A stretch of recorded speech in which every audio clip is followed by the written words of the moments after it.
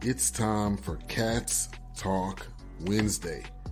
Small town and big city joined forces. Vinny Hardy of Lynch, Kentucky, and Terry Brown of Louisville, Kentucky, team up to give you free-flowing, laid-back sports talk. Focus on Kentucky Wildcats, as well as pertinent information in the NBA, NFL, and Major League Baseball. And that's what we do each and every week. Vinny Hardy here for another episode of Cats Talk Wednesday. My man Terry T.B. Brown is jumping right back in here with us. And we got a bit of a family reunion episode because we got Browns all up in here. Terry Brown is joined by cousin Mitch Brown of Fox 56 in Lexington. What's up, Mitch?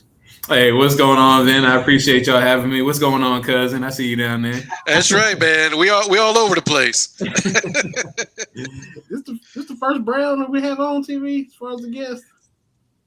Yeah. It's kind of like Kentucky men's hoops. Only one Brown ever, which just seems statistically impossible. But here we are.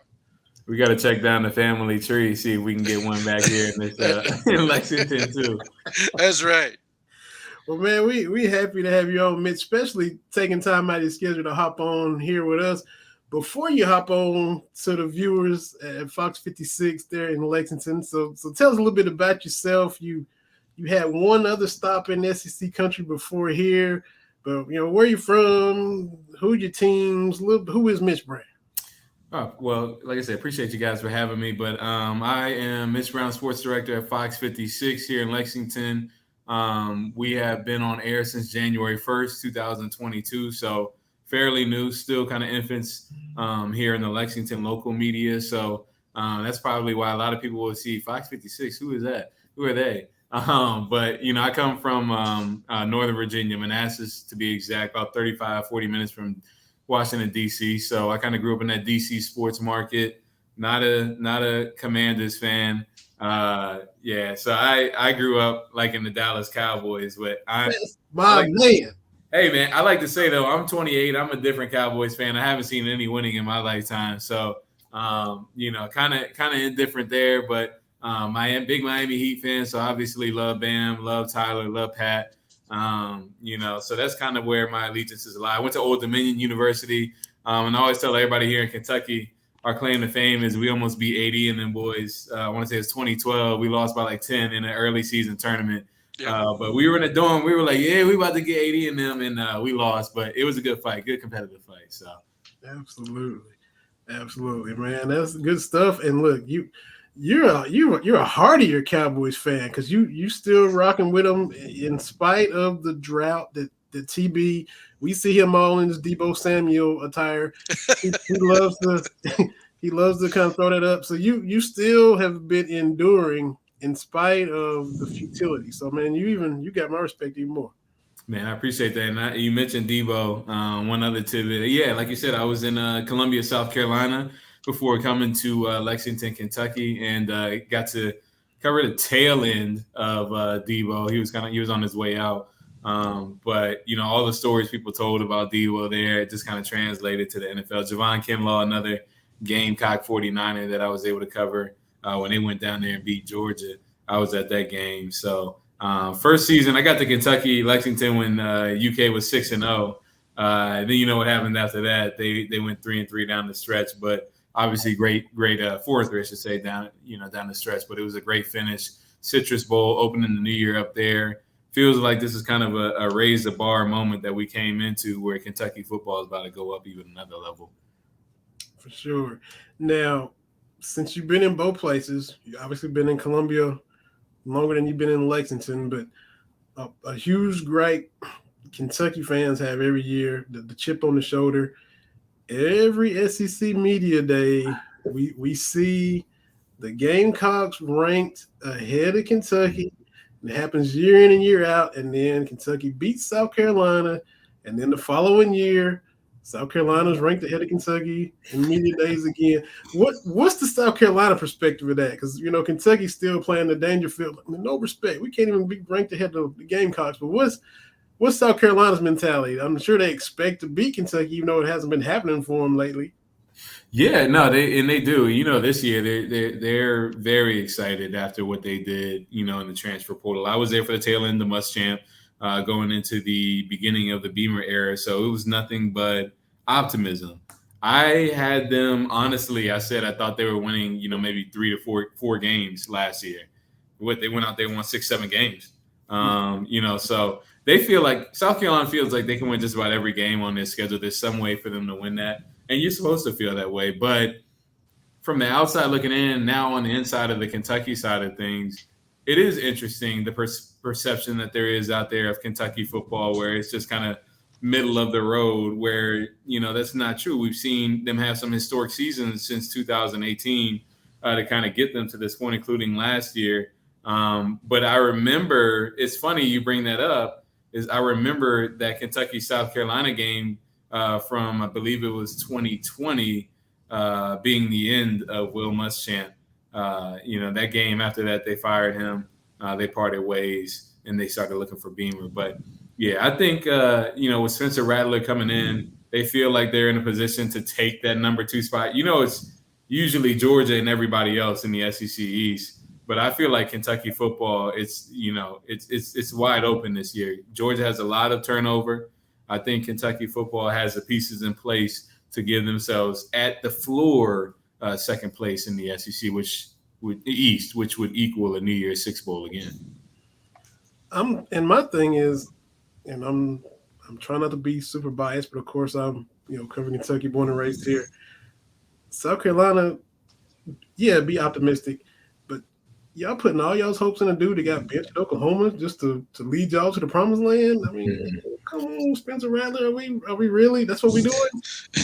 Yeah, no, they feel great. And my thing isn't necessarily Spencer Rattler when I look, because I'm still tapped in with them a little bit, but especially in the SEC East, I'm worried about their receiving room. Like, do they have the receiver? Like, after they lost Brian Edwards, they haven't been able to replicate a guy like Brian Edwards. Brian Edwards was a bad man in the SEC.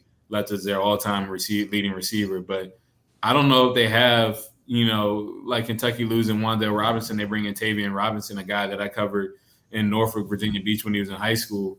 He played every position, but he is electric and pretty much can be the Wandel Robinson replacement. I haven't seen a Brian Edwards replacement for South Carolina. So I'm interested to see what their offense looks like, with Spencer Rattler. I think it'll be more dynamic, but I don't know if it'll be 20-plus points per game type of dynamic.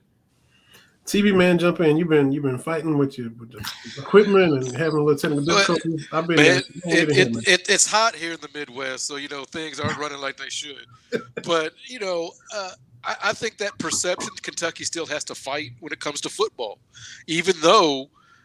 Vinny, we have documented against South Carolina. I think we've won 8 out of 9 or whatever it is.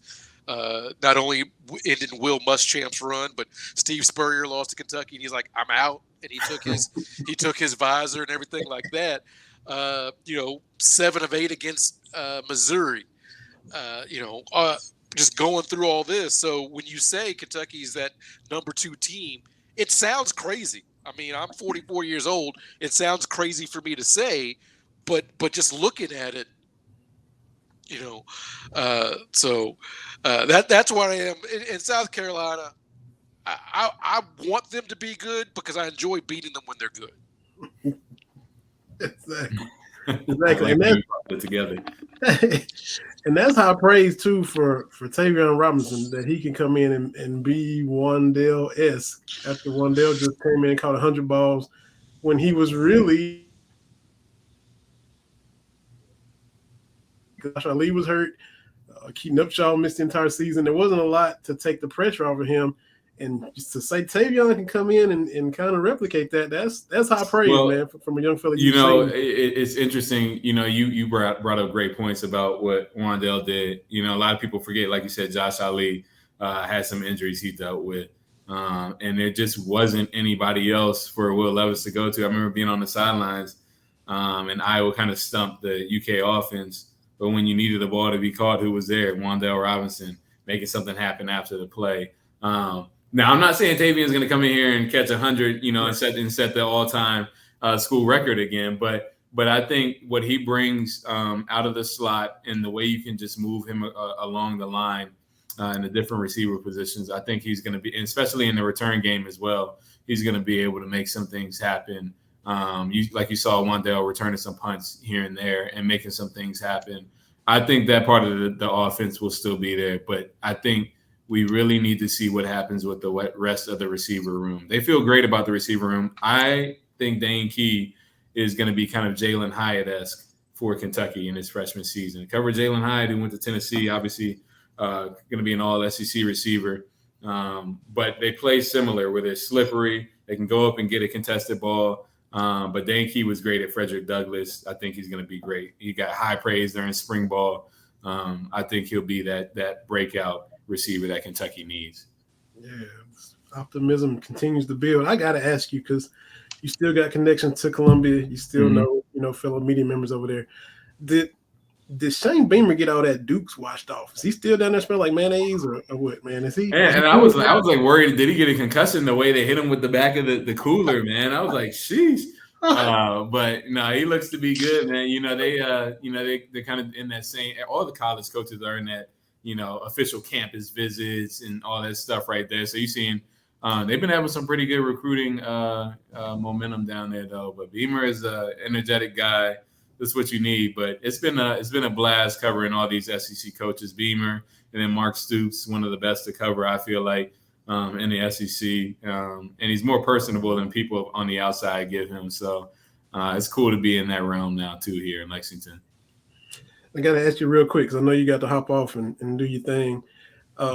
Being a Heat fan as you are, your team bowed out to the Celtics. Are you hoping to see Golden State in the Garden tomorrow? Are you? Oh, indubitably. I mean, what? that would be the completion to this season that I needed. I enjoyed seeing Brooklyn get swept because they needed a humbling. You get to the second round, you got a great 7-game series between the Bucks and the Celtics. I felt like Miami was the best team in the conference, in the league, but obviously they got kind of gassed towards the end, and Boston was just ultimately the better team in that series. But Golden State, I feel like this was just destined for Steph to get number 4 at some point in the next 2 years. So they better get it now. But yeah, it would be music to my eyes, my ears, to see Boston get pushed on out that court tomorrow on their own home court too. Oof. Have to give the Bill Russell Finals MVP trophy to a Warrior on their home floor. That's delicious. That is delicious. Yes. Man, TB, get in one more time, man. You got something else before we let Mr. Brown, cousin Mitch Brown, head off to do his thing for the Fox 56 viewers? No, I'm just glad our paths finally crossed on the Twitter streets. I was out there grilling in my old man sandals and got some love. So shout out for the old heads. I'm turning 45 this summer, so I'm cruising into that uncle stage. I'm hitting it.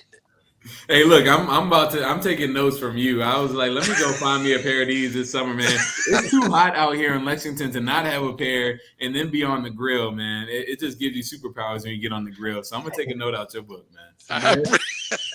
I appreciate it, bitch. CB always influencing. Always. I appreciate you guys having me, man. Anytime I'll hop on here, especially as it heats up. I know we're in the dead period, man.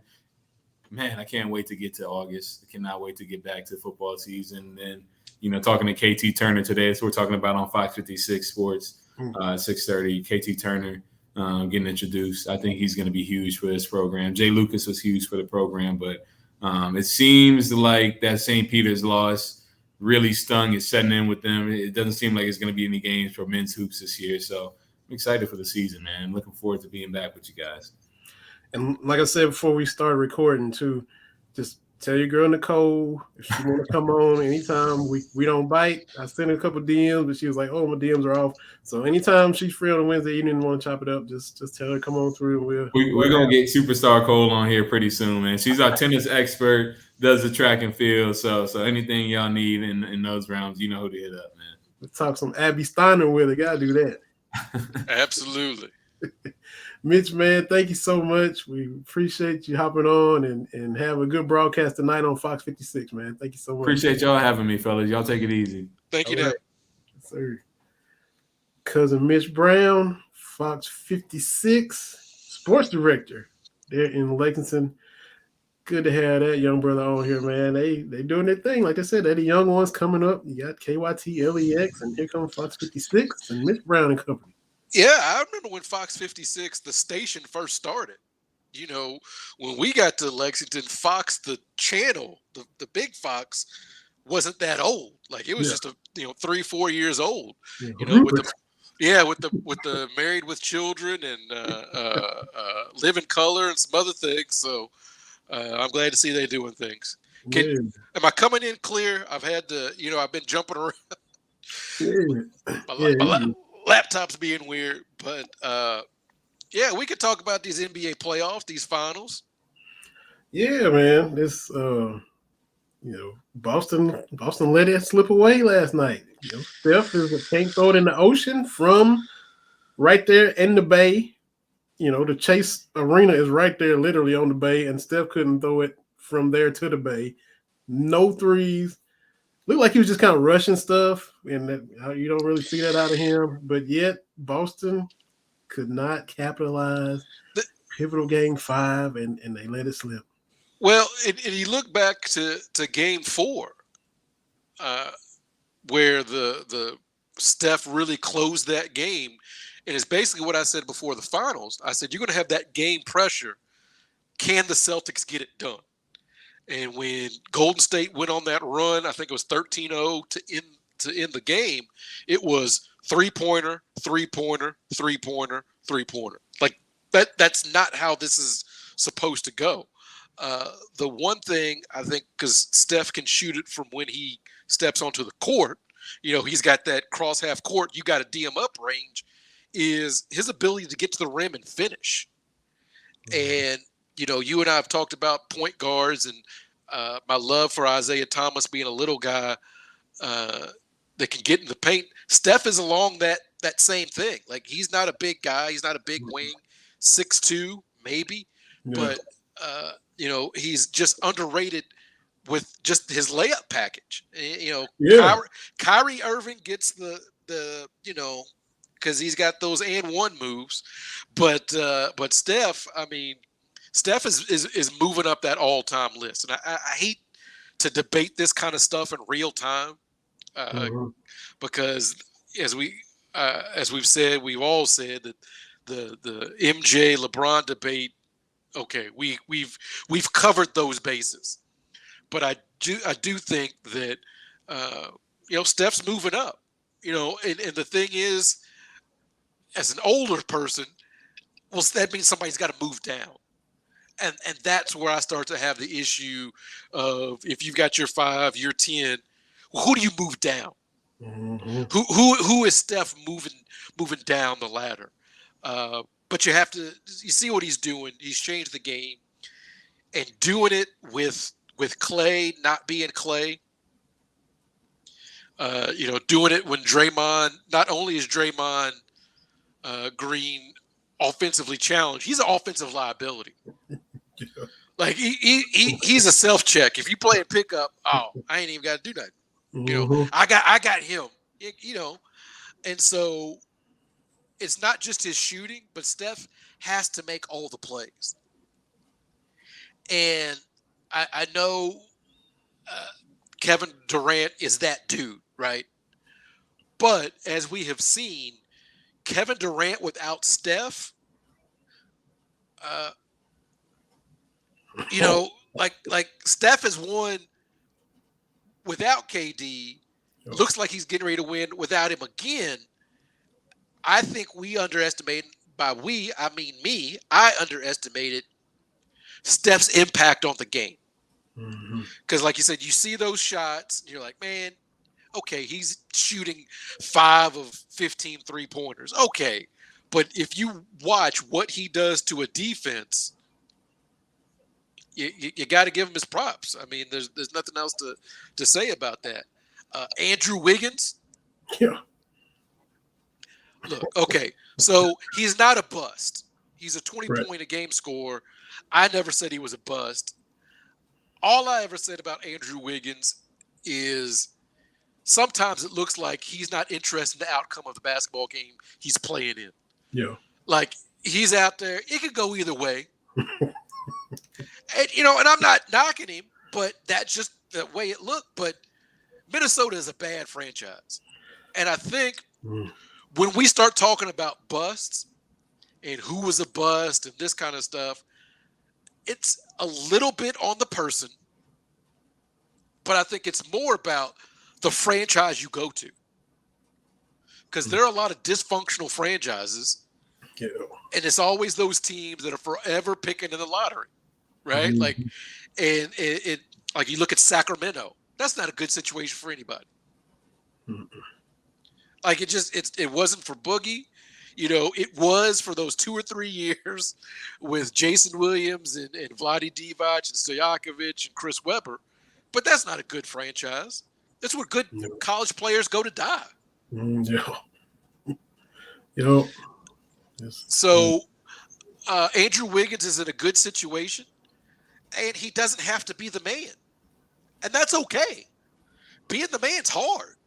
A lot of folks, I'm the MJ. No, man. Like, you say you want to be the MJ. I don't want that. I don't know if you saw, I think it was the Beers and Buckets podcast. Like, when you play pickup, what NBA player is your comp? And a lot of people, I'm Jordan, I'm this. Look, man, I am Rick Fox on the Lakers.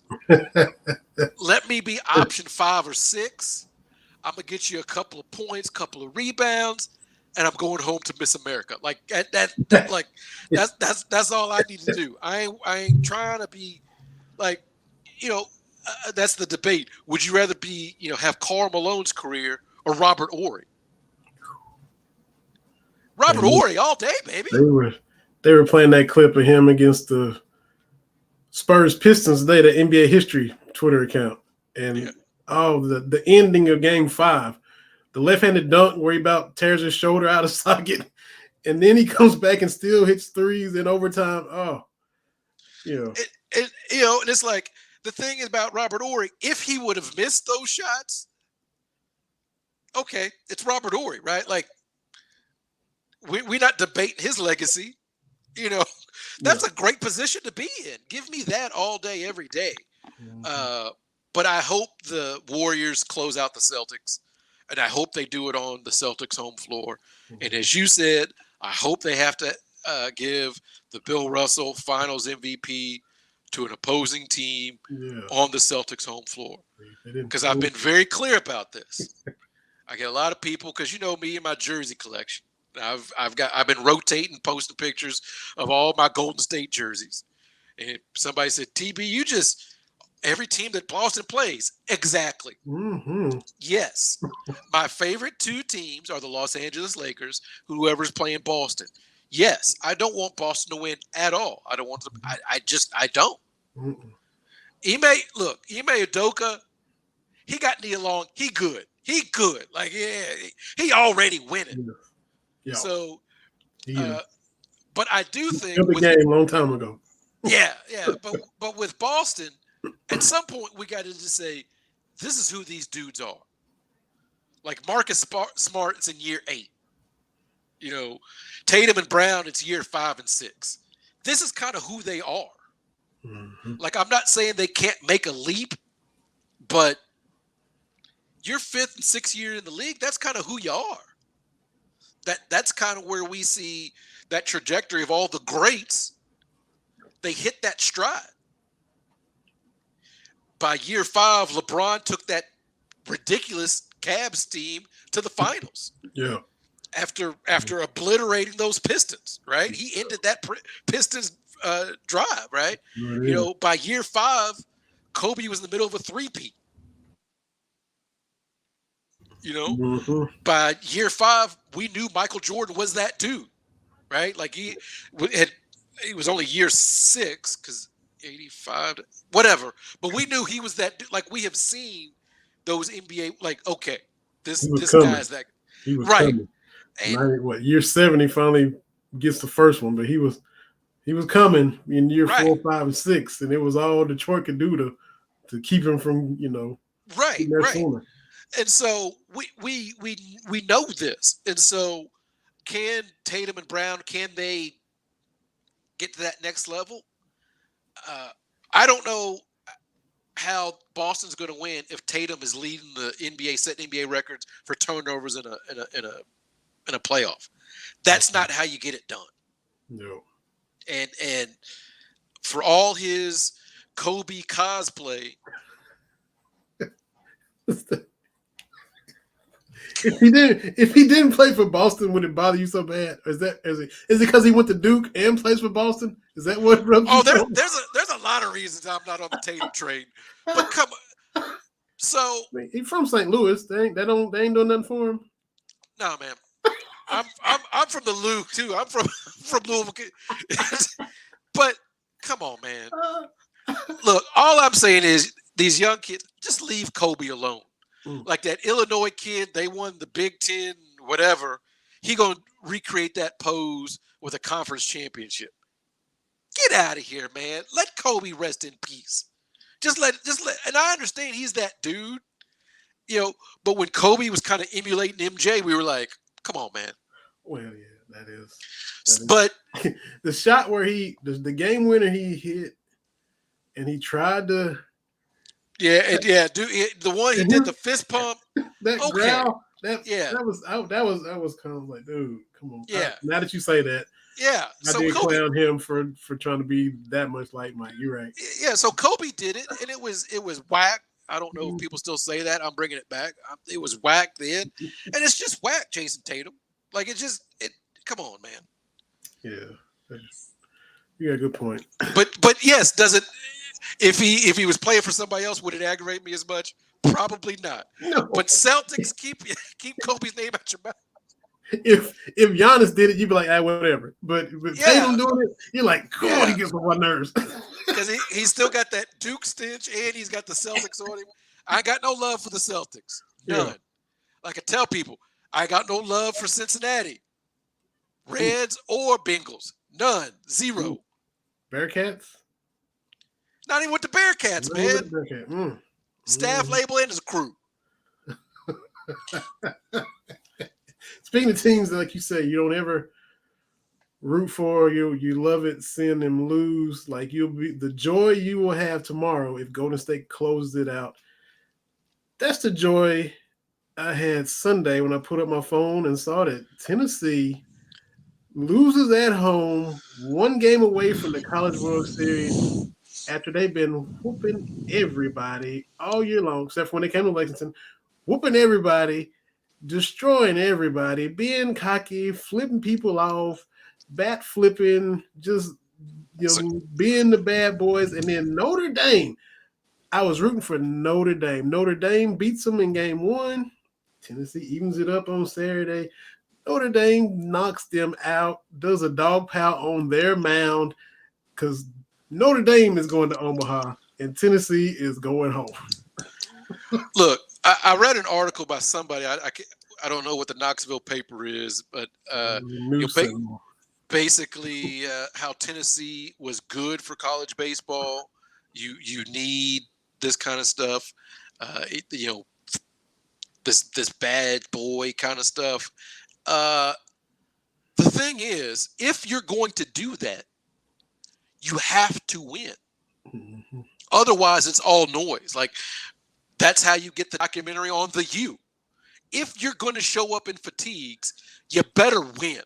If you're going to be jerks, you have to win for that bad boy image. Like, we talk about that Raiders mystique and how, like, it seems like no matter the coach, no matter the players, the Raiders just lead the NFL or the top 5 in penalties every year. Yeah.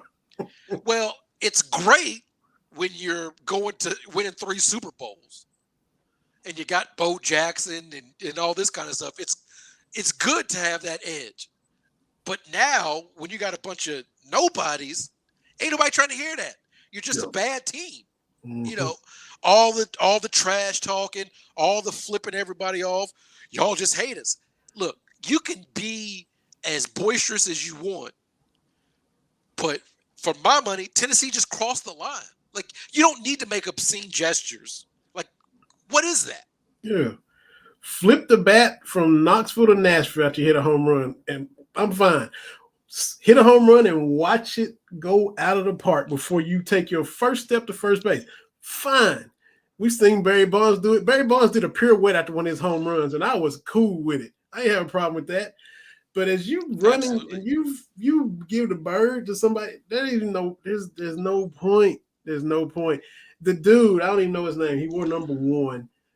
It wasn't even strike 3. It was strike 1. And he gave the ref the magic words, and the ump said, "Hey." And then the dude was like, "What'd I do? What did I do?" He gonna whine like, why am I getting ejected from this baseball contest? Man, sit down. Call somewhere and sit down. Oh. You got all high pitched on that too. I like that. But that's the thing is, and then on that ejection, what happens at Tennessee? They throwing stuff on the field. Hey, once I'm gonna let you slide. Yeah. But this seems to be their MO. At a baseball game. I mean, they did it. Ole Miss football.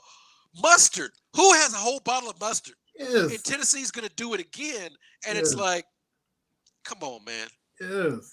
And again, it's different if you're good.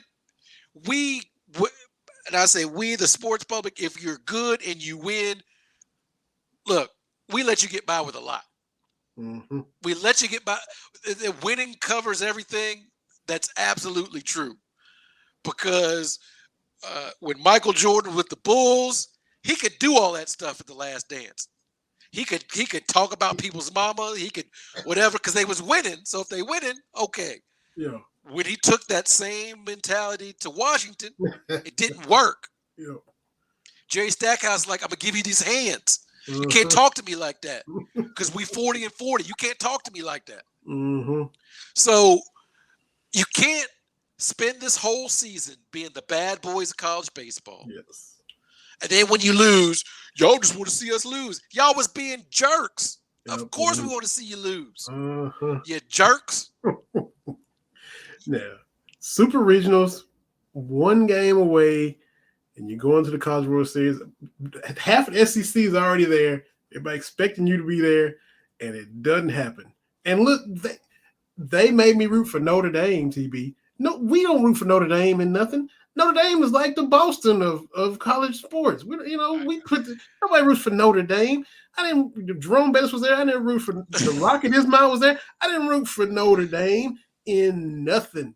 Never have. Loved when Alabama beat them to death when what's his name was there with the fake girlfriend. Homeboy was there. Love seeing them get their doors blown off whenever they make it to a New Year's Six bowl game. I was all fighting Irish all weekend long because they punked Tennessee in Knoxville. I'm waking up the echoes because of that. In Tennessee, come on, man. Like, I was on a podcast last night. That's why I wasn't on the spaces with the dude's named James Williams. Shout out to the Sports Detective podcast. I'm gonna get him on here with us, and y'all gonna have to knock heads because he's an Iowa State Cyclone fan. But he asked me rapid fire, your most annoying fan base in the SEC. Look, dude, it's Tennessee. It's not even close. And then he referenced the football, and then we saw what they just did in baseball. I said they've earned this reputation that they have. And the thing is, Tennessee, across the board, they haven't won anything. Like, you and I complain about Kentucky fans all the time. They are crazy. But you're allowed to be a little bit crazy when you look at the basketball resume. Alabama fans, football, they allowed to talk crazy talk. Yeah. Right? They can talk crazy talk. I got no problem with that. But Tennessee, who has been not relevant in much for 2 decades, come on, man. Their only claim to fame is their new coach is a game or 2 above 500 against Kentucky. That's it. I was clowning a dude at work today because I said, y'all got that Elite Eight banner hanging proudly. And it's just Elite Eight, All your other stuff is from Pat Summitt, but y'all got that men's Elite Eight banner hanging like y'all done actually won a title. There's an Elite Eight banner about a mile to the south of me for Drake University. Drake been to a Final Four, and Tennessee ain't been. Drake's been to 2 additional Elite Eights. Tennessee only been to 1. The track school, right? The track school been to a basketball Final Four. That's what you're saying. That's what I'm saying. Look, South Carolina's made a Final Four. Oh, like, just look, man. Auburn's been to a Final Four. Look. Tennessee. We could go on and on. Mississippi State made it in '96. Yes, they did. Yes, they did. Oh, Lord. And that's the one thing I will give Florida basketball fans, the dozens and dozens. They understand. Like, we had a real good run. We are not Kentucky. Yeah. But every other fan base, it seems like the SEC, they beat Kentucky one game. We own y'all.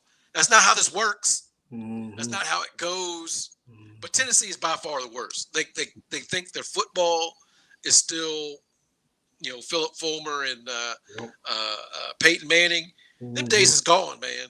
Mm-hmm. Days is gone. And if I'm a Tennessee fan, if I see Peyton Manning showing up to any game, I'm like, dude, just because they lose pretty much every game he shows up for. A football game, which they're usually playing Georgia, Alabama, Florida, the camera pan on him at midfield or at the wherever he's sitting at, they taking an L. Panned on him in game 1 of the baseball game.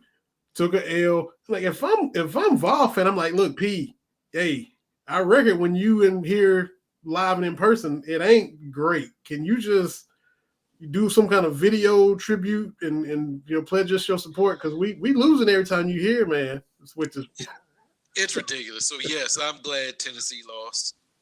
That makes me happy. I was happy when they lost the NCAA tournament too. I'm starting to. I understand what being a hater is all about. Like, oh yeah, I know we lost to St. Peter's, but them Tennessee tears make me feel good. I felt so much better the next day when they lost to Michigan. I went, okay. Now we just gotta get Duke out of here, and I'm good. I'm gonna enjoy the rest of this tournament. And that's, North Carolina did that, and I'm like, okay. Absolutely, but Tennessee, no love for Tennessee, man. No. Not going back to Ernie and Bernie, not Allen Houston, none of Chris Lofton, great person. Got no love for him neither. Yeah. When they need a shooter, where did they go? Allen Houston from, I think, Louisville. I think Ballard. Your city, I do believe. And then, a few years later, now Tubby kind of maybe should have offered Chris, but he didn't. And Tennessee needs another shooter, and where they go, they come to Kentucky and get Chris Lofton. And I give them grief about that. It's like, when y'all need a shooter, where do y'all go? Y'all have to go where? I know we're from Kentucky, but yeah. So I'm like you say, I'm insufferable down here with these people, and I give it to them all the time. I was giving it to them today. Got to be insufferable in enemy territory. I don't have to be insufferable because we laid back. That's right. You just glad it's warm. Right? I know it's hot, but you just glad it's you're gonna enjoy the heat while you got it, right? Let me tell you something about Iowa weather. No place that gets to -40 wind chill should be able to get to 110 heat index. What? It makes no sense. That 150-degree swing, is that what you just said? That's what I'm saying. Ain't no way it should be like this. Y'all had a heat index of 110 today. Heat index of 110. 110 on Monday. I think it was only in the 90s today, but it's supposed to get hot again. I'll be in Kentucky tomorrow. I'm coming in for Father's Day weekend. Got to see my girls. My oldest gonna drive me around. Oh. Yeah, I know. I'm feeling old right there, but yeah, the weather's crazy here, man. It's gonna be. I mean, it's burning up down in Louisville too. It might be a little. Is the humidity up there in Iowa like it is in Louisville? Or yeah. They call them the corn sweats. I don't get it, but yeah, it is thick and humid here. I went out. I did my 2 miles earlier, and I was like, I have chosen poorly on this. That air was thick trying to come. Well, the good thing is there's a breeze, but there's that point, and the people down south know what I'm talking about, where that breeze is just like a heater in your face. It's just blowing even hotter air into your face. So there's that moment where it goes from a good breeze to, oh, this is just making me even hotter. Right. Yeah. And that's when you was running. It was still a little bit cool when I was running, but when I finished up, it was hot. And I took this dog out for a walk. This dog, man, same he ain't using his bed or nothing. Look at this. Bed over here.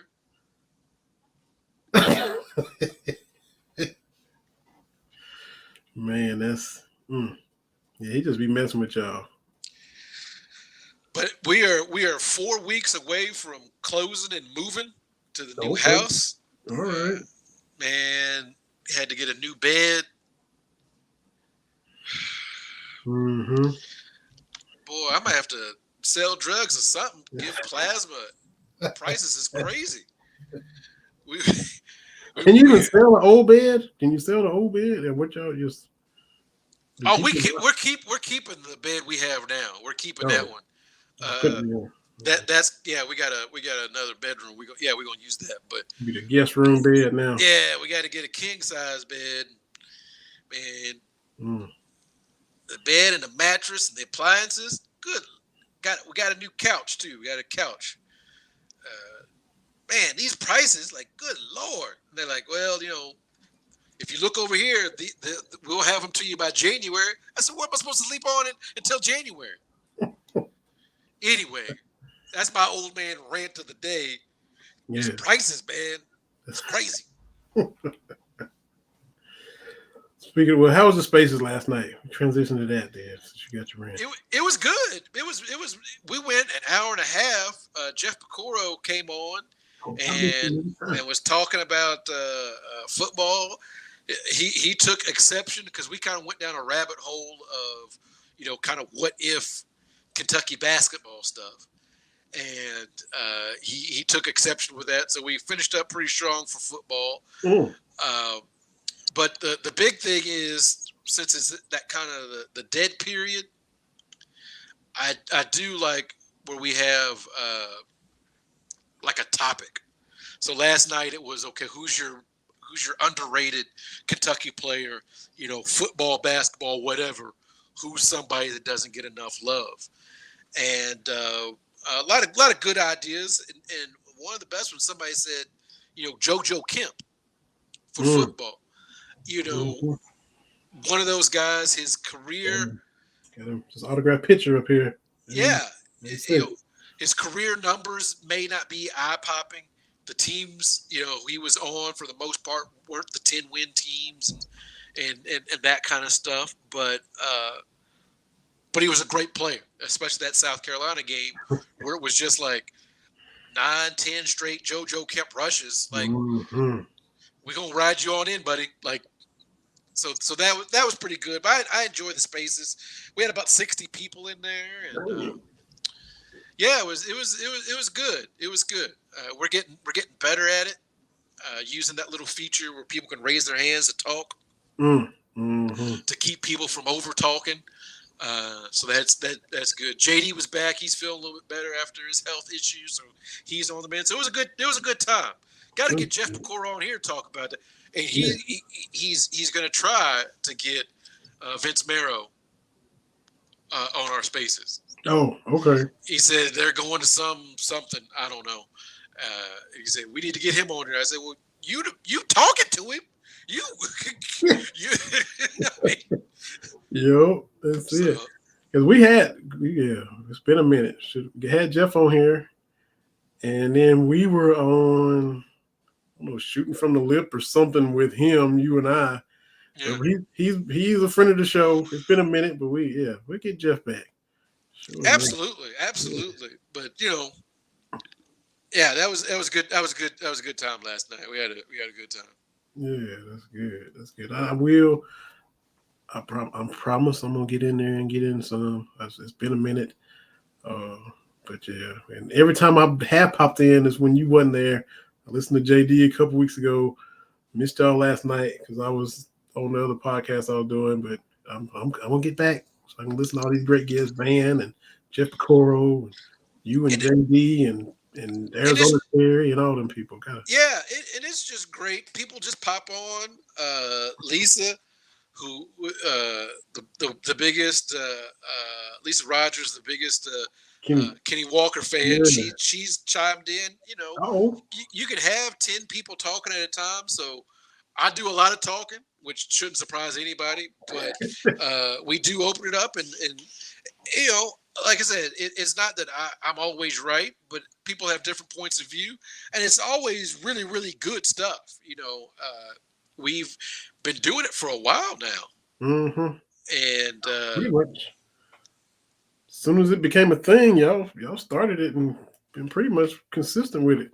Yeah, we decided Tuesday was a good night. Unless there was a Kentucky game on, Ben's hoops during the season. But it's been pretty fun, and like I said, we had 60 folks on with some of the regulars kind of on vacation and stuff. So it's good. I enjoy it. I really do. Yeah, always fun for sure. Oh, we mentioned a little bit like when Mitch said we got to get Nicole on here because she covers the track, but Abby Steiner still out here just doing Abby Steiner things. It's just how do you articulate it this time? Because she's always doing something unbelievable. Again, Van Howes, friend of the show, he's the track expert, but I've teased him. I'm like, Van, you can break down the pole vault, the javelin, all that kind of stuff, but I know when somebody is running faster than everybody else. Like that seems fairly obvious. And the way she made up ground in the 4x400 was just, she was 30 meters behind, and by the time she passed the baton, she was like 20 something meters ahead. That is ridiculous. You shouldn't be able to do that. Yeah, it's kind of like that heat cold range in Iowa. How far behind, how far ahead? That's kind of what she did. Yeah, and it was just so. In the women, finished third overall at the outdoor championships, and that's another juggernaut program. When you look at the team success, runners up in 2015, third place finish this year, and you start checking off the alumni, of course, Sidney McLaughlin, and now Abby Steiner, who we would anticipate making some noise in the in summer games future. That's pretty darn good. I know a lot of folks like say, it's men's hoops and nothing else. Well, okay. Have you heard of track and field? Like, you won in, rifle, which, okay, not mainstream, but have you heard of volleyball? Yeah, you heard of it. Okay, have you heard of track and field? Yeah, okay. All right. So, I just know she's running faster than everybody else. And as someone who runs, it's like, how is that even possible? But I got in. I don't usually take the bait on stuff like that, but here we go. Talk about Tennessee again and South Carolina. You mentioned JoJo Kemp and Hootie, ran it down South Carolina's throat. So we talked about them a lot and Tennessee a lot, but somebody had quote tweeted, I think it was SEC Network, who had tweeted something about Kentucky track, and somebody did what you did, everything's cool. And then a Tennessee fan comes in and tries to, diminish tries to refute the everything's cool tweet. And then everybody hits him with the volleyball and the track and the this and that. And he's like, well, nobody cares. Well, you cared enough to chime in and try to disagree that was an everything's cool. So don't try to change it now to say nobody cares. You did, and then everybody gave you proof that you were incorrect. And so, And that's the point I make, particularly with Louisville fans. Like, look, I'm happy, their baseball team made it to a super regional. Their their women's hoop team is very, very good as well. But don't hit me with, well, nobody really cares, because they cared when their volleyball team went to the championship game. They cared then, a year after Kentucky won the whole thing. So do we care? Do we not care about this stuff? Thank you. Uh-huh. You know, and again, like you and I talked about when we were in school, there wasn't an emphasis on anything else other than men's hoops. And I'm not saying that against the coaches and the players that we had. I know, like Coach Madison for baseball, I know they put blood, sweat, and tears in. I'm talking about the attention and the money and everything like that to raise the level. Mm-hmm. Right. I never want to get into a situation where I'm kind of downplaying the past. I talk about this. I've said it on here. I said it in the spaces. We can say when it comes to Kentucky football, this team, this run is very, very good. Like the recruiting is great. You know, we're in a situation where you can lose a Wandel Robinson and another kid's ready to step in. You know, where you can lose 5 or 6 NFL guys a season and not really take a step back. Mm-hmm. We can say that. This is great. This is as good. But you can't dismiss the people that came before. Mm-hmm. And there were always great players. It didn't always show in the wins and losses. But we've always had great athletes come through the Wildcat Athletic Program. Yeah. And I felt that way with you about like the NBA, how, you know, Steph is climbing up the list. Well, who do we bump? And I felt that way years ago, you know, when it's Jordan and when it's, you know, all these guys that we saw. And I'm like, I don't want to forget or disrespect the people we didn't see. I don't want to see Jerry West get pushed down the shooting guard list because of, you know, or Oscar Robinson, even though we didn't even see him, we just saw what clips that they had. And now we're seeing guys come along and now they're kind of pushing the guys down that we watch. And it's never going to end, but you just kind of hate to see right. it. Who do you slide down? And, you know, Nick Wright gets a little crazy with it, but you got to just kind of place everybody as best you can. And yeah, absolutely. And like we've said before, you know, poor Bob Cousy, he just minded his own business, and everybody kind of brings him up.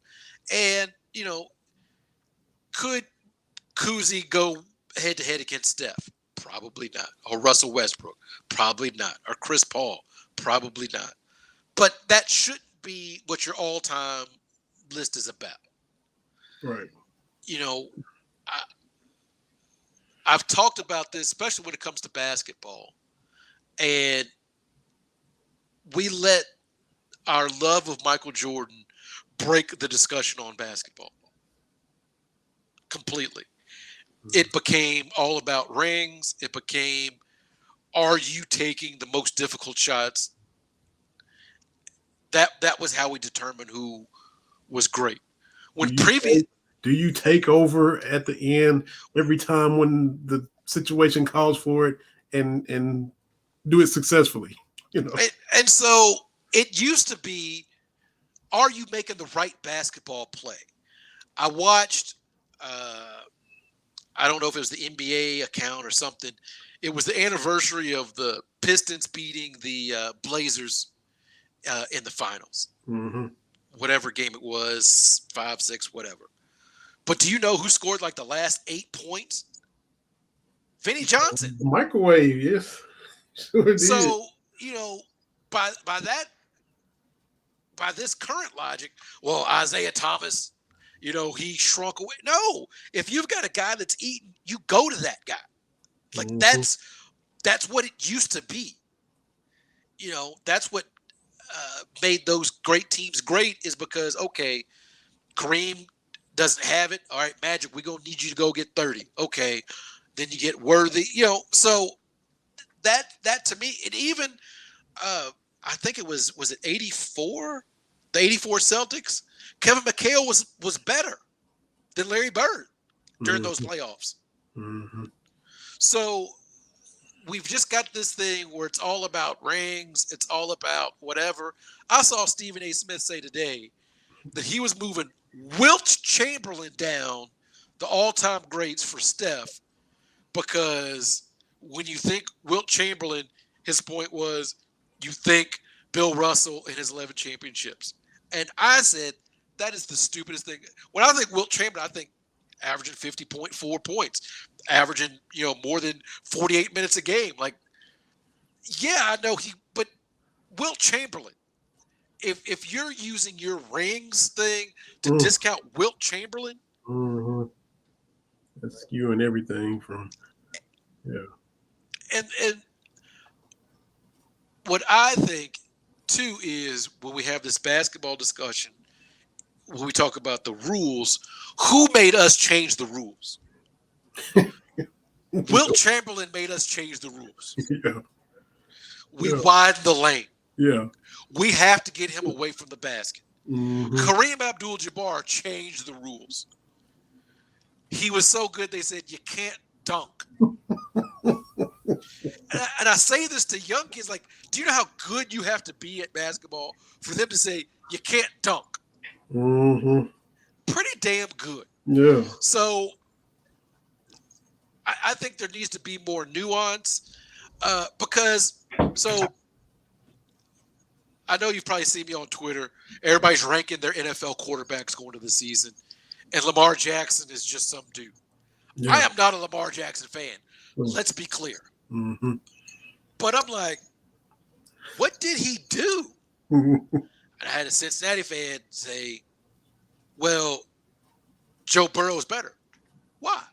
Well, he beat Lamar, and then he went to the Super Bowl. I'm going to stop you right there. I'm a 49ers fan. Okay? Jimmy G, head-to-head, has beat Aaron Rodgers twice. Once to go to the Super Bowl, second time to advance to the playoffs. If I told you, Vinny, that Jimmy G was better because the Niners beat the Packers, you would stop doing this show with me. Yeah, you get laughed off of. You would say, all right, Cats Talk Wednesday is over. If I told you after the game against the Cowboys, the reason Jimmy G's better is because the Cowboys lost to the 49ers, you wouldn't be like, what? Like, did you watch the game? Right? Yo. And so I get it, Cincinnati fans. Burrow is good. He's also got Jamar Chase, which helps. Who do they got over in Baltimore? Wow. Cousin Hollywood Brown's gone, and he had the highest drop percentage in the league the last 2 seasons. And that's your number one? Yeah. Like, I just – it's one of those things where your teammates do come into it, especially in a sport like football, right? Mm-hmm. Like Josh Allen, he became really, really good when they got Diggs. Stephon Diggs. When he got Diggs. Mm-hmm. That helps. Yeah. Like, when you have a true number one, it absolutely helps. Mm-hmm. That's all I'm saying. So, but you can't have. I saw one of them today had a top 5 list. You're gonna make me defend Aaron Rodgers? You can't have top 5 quarterbacks and not have Aaron Rodgers on the list. Right. Yeah. That's dumb. Mm-hmm. It's just dumb. Yeah. Like, was it back-to-back MVP? Like, what are we doing here? Mm-hmm. If you have some of his age, that's a messed up man. Exactly. Why are you making me root for Notre Dame, Tennessee, and y'all out here with these lists making me root for Aaron? Come on, man. Yeah. Like, and people got like Justin Herbert. What? He's coming. Or people, we've figured out Patrick Mahomes. Have you really? Yeah. Like, he's been figured out. Like, he had one bad half against Cincinnati. Like, did they not figure him out the week before against Buffalo? Like, what are we doing here? Right. Yeah. Mm-hmm. Like that, but that's where we are, where you got to have these definitive statements after a small body of work. Right.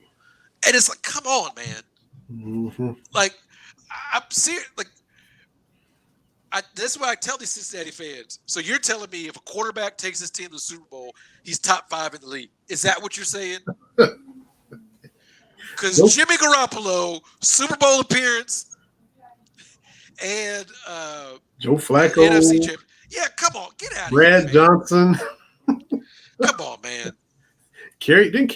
Wait a minute, no. Yeah, Kerry Collins took the Giants to a Super Bowl. Or was that Jake Delhomme or Kerry? Well, either way, neither one of them were top 5. Was it Jake Delhomme? Kerry Collins took the Giants when they lost to Baltimore. Baltimore, That's right. Jake Delhomme. Yeah. So, come on. Like, tell me you think that Joe Burrow is good without, because he went to the Super Bowl. Come on, man. Come on. It's that short body work, like you said. It's recency bias for one, because they just went. And then it's the same thing Nick Wright did with Luka. Just crown him after 4 years, put him up there.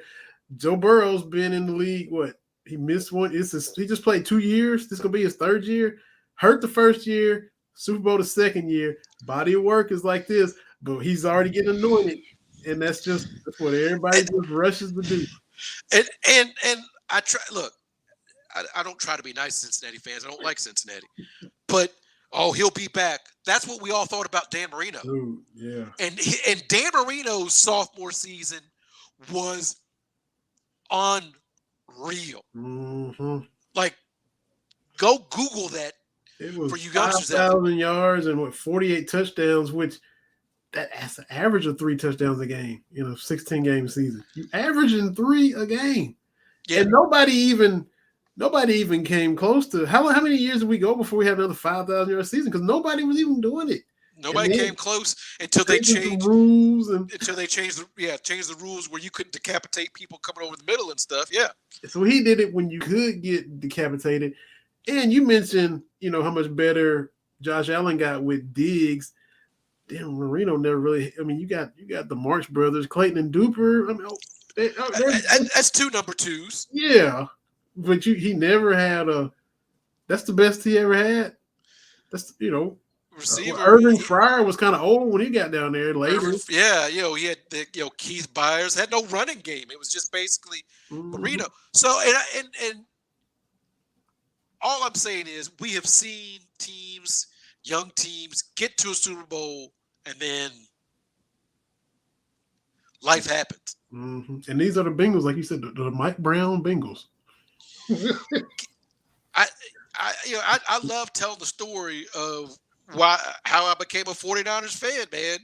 Because of 1989, Cincinnati Bengals. They're going to icky shuffle all over your 49ers. Ooh. Are they? Are they? Okay, cool. We've got Boomer Esiason. Okay, cool. Uh-huh. We got the defense to slow down Jerry Rice. Okay, cool. Word? Okay, cool. Lies. Nothing but lies. Lied to my face. They did. And I didn't like the Bengals, but I was pulling for them because I didn't like the Niners. And we saw how that worked out. That drive and, y'all getting all clutch and doing what you had to do. And Jerry Rice with his 11 catches, 215 yards, and 1 touchdown for a Super Bowl 23 MVP award. Mm-hmm. Yeah. But I know we're going to talk about the NFL, but just you see these lists, you're like, come on, what are we doing? Mm-hmm. Like, we don't have to do this. Yeah, exactly. I got to get our little promo video in, and we were supposed to have a second guest, Courtney Harden, host of The Real Deal, who was part of BS3, which we are proud to be a part of. We jumped in hot with cousin Mitch Brown because he had to come right at 6, but we are coming to y'all courtesy of Roku and the BS3 Network and Ben Sutterth, and that's who you hear doing our intro. And we're proud to be part of the BS3 Network. BS3 Awards coming up sometime in August, so that'll be cool, be fun. All the other networks, all the other podcasts we're part of the network with, but you would have gotten to hear Courtney, but he had to reschedule, so hopefully he'll be back in a couple of weeks. But when you see the promo video, all the different topics, sports and music and comedy and spiritual and culture and everything, Courtney Harden's podcast is right there with us in the sports. So Roku, BS3 TV Live, go and check us out there. You can also listen on Anchor and everything like you do. But here is the promo video like we love to play each and every week. So y'all can just get an idea what BS3 is all about.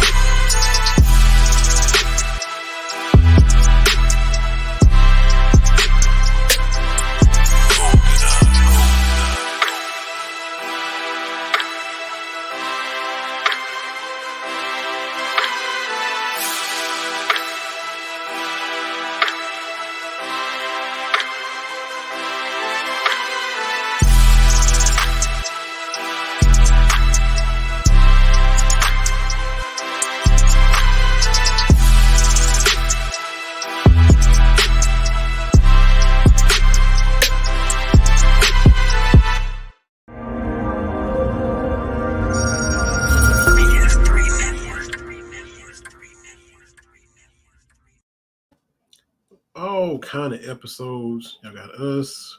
We mentioned Courtney Harden coming up in a couple weeks. Ben's mom and dad do a podcast every week. Mr. Ben and Miss Irene do their thing every Saturday. So it's all kind of podcasts that you can check out. Follow us on Cats Talk Wednesday. There you see it on the ticker at Cats Talk Wednesday on Facebook and Twitter. It's been that way for the whole 9 years we've been doing this. Thanks again to cousin Mitch Brown from Fox 56 News for hopping on with us right off the bat. And look forward to having Nicole Hutchison from Fox 56 after Mitch tells her that we don't bite. And she'll come on and talk some track and all that kind of stuff. You mentioned Van, so shout out to him because he put out on Twitter that he had been married for 25 years to his better half the other day. So happy anniversary to them. And then in other nuptial news, because you just recently got married yourself, your road dog, your white son, as you like to call him, Sean Smith, got married a few weeks ago, and we seen the photos come out, and he took some time off, and he's back to the grind. But your boy Sean Smith tied that knot a few weeks ago too. Yeah, him and Keely, wish them nothing but the best.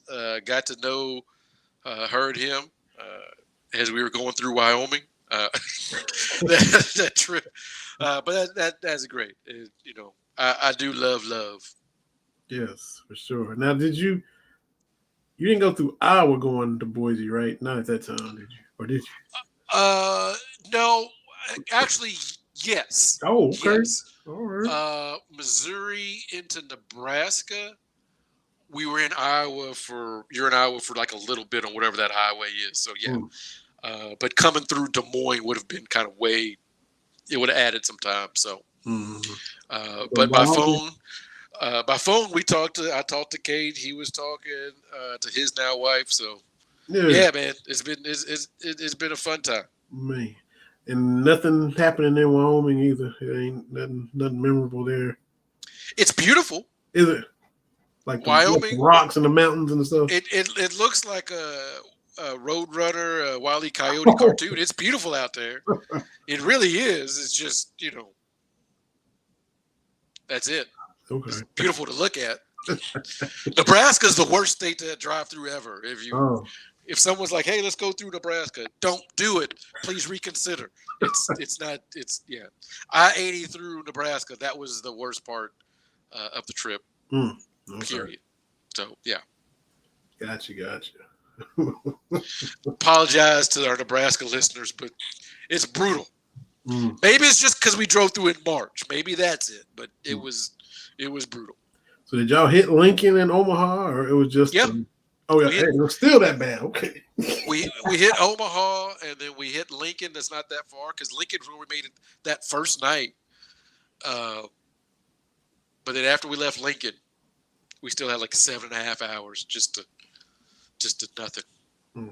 I'm sure they're nice people, but Lincoln just a typical college town, just Cornhusker everything and corn and yeah. I mean, like I said, we saw it at night and we got up early to drive out, so we didn't do a whole lot of sightseeing because it was like we were close to is it Memorial Stadium, whatever Nebraska's football field is, and I was like, yeah, that's 2 blocks. We gotta keep it going. Yeah, I got you. Well, cool, man. So like, the longtime listeners always knew you got on the soapbox, but the soapbox has kind of moved to the spaces, right? When you kind of get that all. Yeah, the spaces, I do get to put that stuff out there, but it's usually just to facilitate other people. I've become kind of the moderator. Yeah. And Arizona Terry and Ryan, we've got another guy that kind of keeps me straight because when people raise their hand, okay, they're like the producers. Okay, what's our order? Like who put up their hand, that kind of stuff. People request to talk. So I'm kind of doing the talking and they're doing those nuts and bolts. Me and JD kind of, doing that a little bit. Like I said, it's great. I really enjoy, people that you follow on Twitter and to come on and give their 2 cents. Like I said, there's no right or wrong. Like I said last night, who was the most underrated Kentucky player. Like, how am I going to say no? That's not right. This was football, right? That was football too, right? Well, it was football or basketball. A couple of people. Somebody said, Josh Harrelson, and I would say that whole 2011 team, because Brandon Knight. I think, in isolation, we would look at that season and be like, oh, okay, he was really, really good. But he fell between John Wall and a national championship. Mm-hmm. And so while I think that he was better than Teague, if he was able to seal the deal in 2011, I think we'd have a different – but that's the team we forget about. Mm-hmm. When people start talking about how the good old days, it's, of course, the Anthony Davis team, of course, 38-1, and the John Wall team, which was just an Elite Eight team, not the 2011 Final Four team, which is weird. Yeah.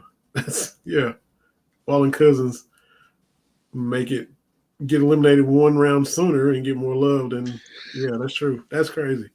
Yeah, and I think it's because 2011, 2014, those are two very good runs. Mm-hmm. We got to play the underdog, especially after barely beating, was it Princeton in the first round? Yeah. Barely beating Princeton, much like in 2014. The first game against, I think it was Kansas State, if I'm not mistaken. 24 when they're the 8th seed? Yeah. I think it was Kansas State that first game. But it was just like, okay, you had no idea what was coming next. So for all the and people, I realize this, people still have these scars over St. Peter's and the 9-win season. Like we're living in the here and now, and people are scared to death of what is going to happen next year. But that's no way to live. Yeah, that's no way to be a sports fan. Somebody brought up, okay, if Cal fails again next year, what do we do? And my response was, well, that depends on what do you mean by failing? What's the criteria? Mm-hmm. Do I think they'll lose in the first round again if they're a top 1-2 seed? No, I don't think that'll happen. Mm-hmm. But I would say if it's a successful season,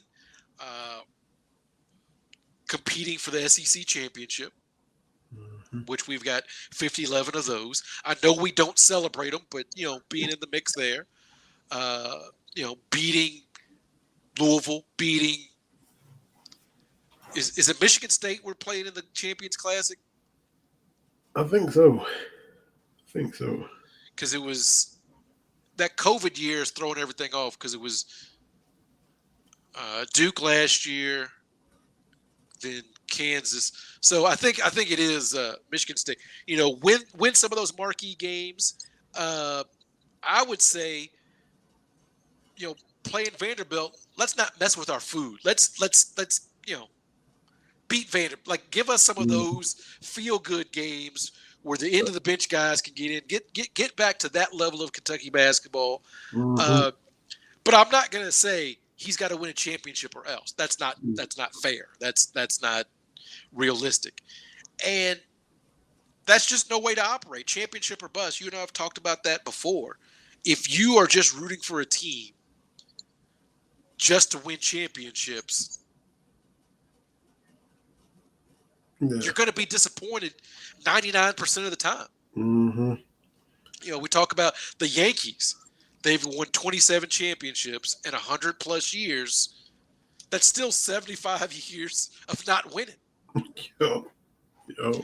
And you and I grew up in the 80s when they weren't very good. True. Mm-hmm. It was that stretch where it was like, they were good in the Babe Ruth days, Mickey Mantle. Mm-hmm. That was it. Reggie Jackson. But in the 80s. Yeah. Because Don Mattingly never made the playoffs with them, I don't think. Like his whole career. So. And back then you had to win your division. And like what? The American League East, American League West, and that was it. And he never sniffed nothing. Right. So even if you're a Yankees fan, you can still say we got the most, but that's still a lot of losing. Yeah. So what else can you get out of sports? You know, your team's trying to win. You see great players. You see great plays. There's other things besides just winning. Because, of course, look, everybody wants to win a championship every year, right? Mm-hmm. But that's not realistic. As I've told you before, I'm a Lakers fan. 11 championships in my 44 years. But there's been a lot of years where it's just they haven't been good. Or, 04 lose to the Pistons. 08 lose to the Celtics in 6, getting blown off the court in game 6. I watched every minute of that game. Mm-hmm. So what is it you're trying to get out of sports? Just the championships? That's no way to go. Right. Yeah. And it's the whole talk about recency bias with the Bengals. Like, they make one Super Bowl run, and now they're contenders from the rest of Burrow's career, and they're good, and according to Bengals fans and Kentucky fans, 9-16, followed by a really good regular season, and then St. Peter's. But a lot of them think, well, this is just where we are now, and so it's the whole mindset is, well, now this is what we we're just determined we're destined to be this for the rest of our days. It's crazy. And Kyle Tucker, God bless him. I see him tweet, and because everybody wants us to add one more player or whatever. And okay. But I always say that roster construction is not like Madden or NBA 2K or whatever. There's a delicate balance to that kind of stuff. Mm-hmm. And that's just in general, your office work environment, right? Like, you've got to, when you're hiring somebody, you got to find a person that's good at the job, but will also fit your culture. Mm-hmm. And is there someone out there that we could get that could make the team better? Oh yeah, no doubt about it. But we're headed into the season this year, which is a rarity for Kentucky basketball. We know who the man is. It's not let's play and wait and see. No, Oscar's the dude, right? Like, and if you're not on board with that, you can't be here because this is the way it is, right? Like, this is his team. So you've got that, and you've got so many personalities. We have seen teams where on paper the talent was there, but the personalities, not saying that you have to like everybody, but sometimes personalities just don't work. Yeah. And Oscar does seem to like everybody, so we got that going for us. Right. And you bring someone in, and it sounds, people don't like it when Coach Cal says it, but Kentucky's not for everybody. Yeah. And you can go be a star almost anywhere anymore. And yes, Kentucky's got its advantages, but it's a blessing and a curse. Mm-hmm. I'm curious to see, because Oscar went and got his evaluation. And we know he's going to be, kind of showcasing, maybe taking guys off the dribble more, extending his range a little bit on jumpers more. I'm not saying that's all he's going to do. But we know the meat and potatoes of his game isn't going to change. Toppin also got his evaluation, and he's going to be showcasing some stuff too. And we've seen the progress he's made. So I'm curious to see both of them, because Toppin will probably inevitably get more minutes. Keon Brooks transferred, and that looks like it'll be Toppin's for the taking to just step in there and, man the spot. So I'm curious to see them play off of each other as they play within the concept of the team, but showcase what the next level is wanting to kind of see. So I'm not saying it's not going to work, but I'm just interested to see if both of them, how they go about that business. Yeah, and I'm interested in all that as well.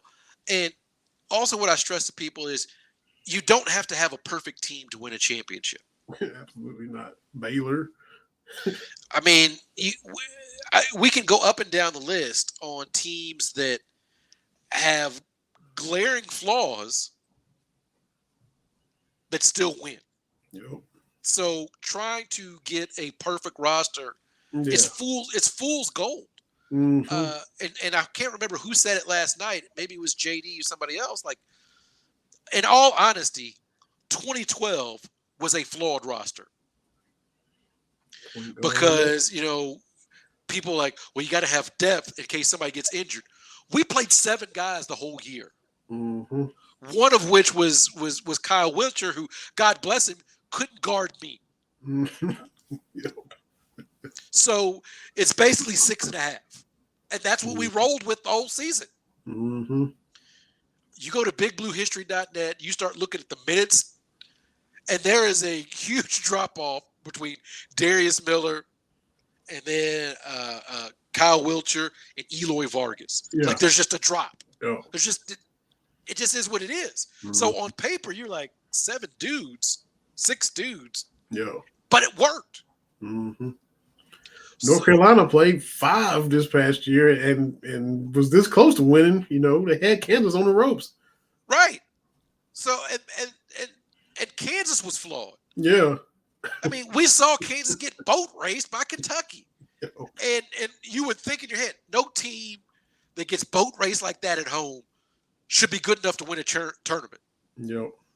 But it absolutely happens. So trying to chase the perfect, because people are like, well, what are we bringing? Like, we're bringing the National Player of the Year back, the SEC leader in assists back. Yeah.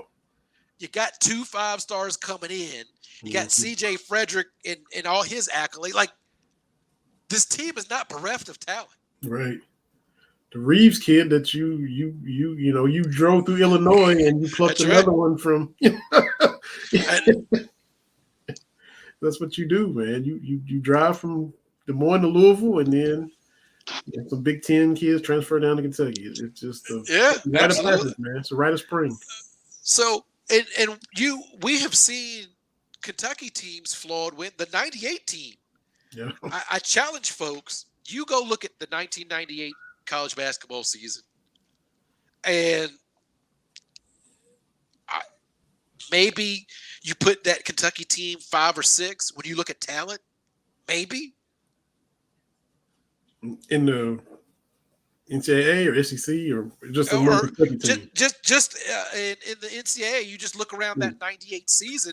There were teams much better. Duke had more talent. Yeah, sure it is. North Carolina had more talent. I want to say that Carter and Jameson were on that other team, in the Final Four that year.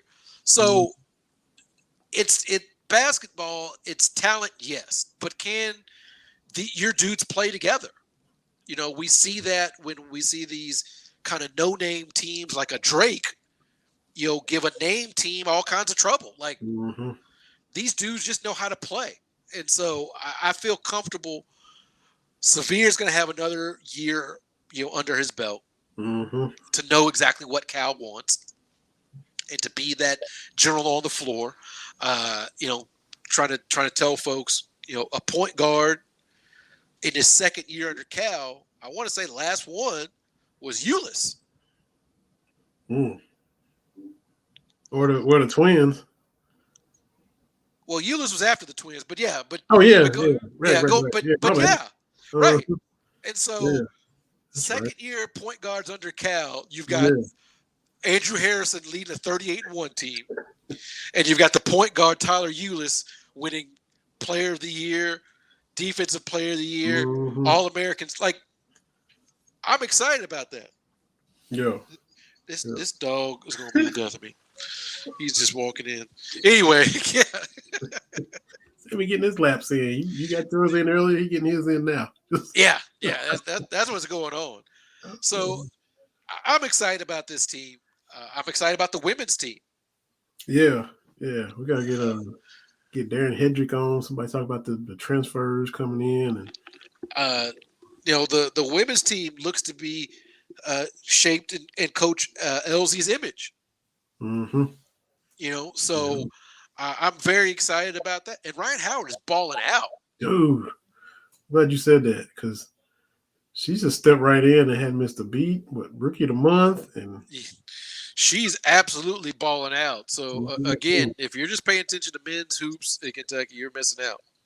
yeah, absolutely. I'm glad you mentioned that because I've caught a few games. This Bally Sports South, they play Braves games all the time, but they'll have a dream on as well, and they'll replay them. If Mr. Braves, they'll catch a couple innings on replay. Same thing with the Dream. You can catch a couple innings, a quarter or two of Ryan Howard. So it's been cool to watch. It's cool to watch. The star of the show, man, Sammy. Sammy's like, man, this dog is something else. I was not a dog person, but this dog he's got me. Took him for a little walk. He's strutting around. He's got a little bit of show dog in him.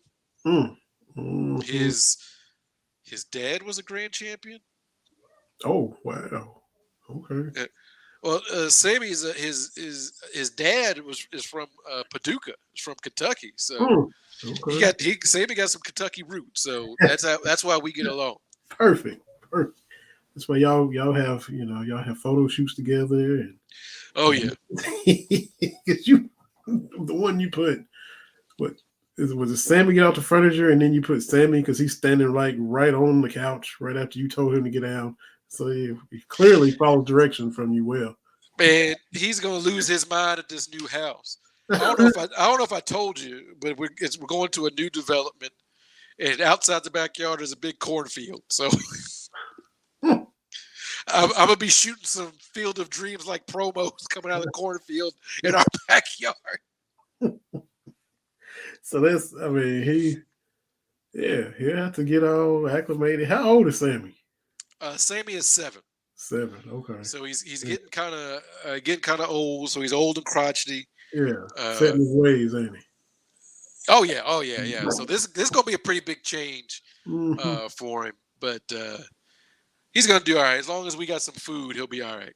Okay, that's all that matters. All that matters. Well, man, I don't know. We got everything in. I don't know if anything we missed.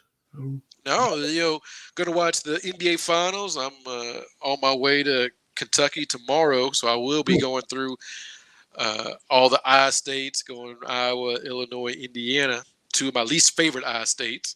Mm-hmm. I gotta head home, visit with Mama B, visit with my girls, and so I'm definitely looking forward to that. Little Miss keeps. I can't say Little Miss.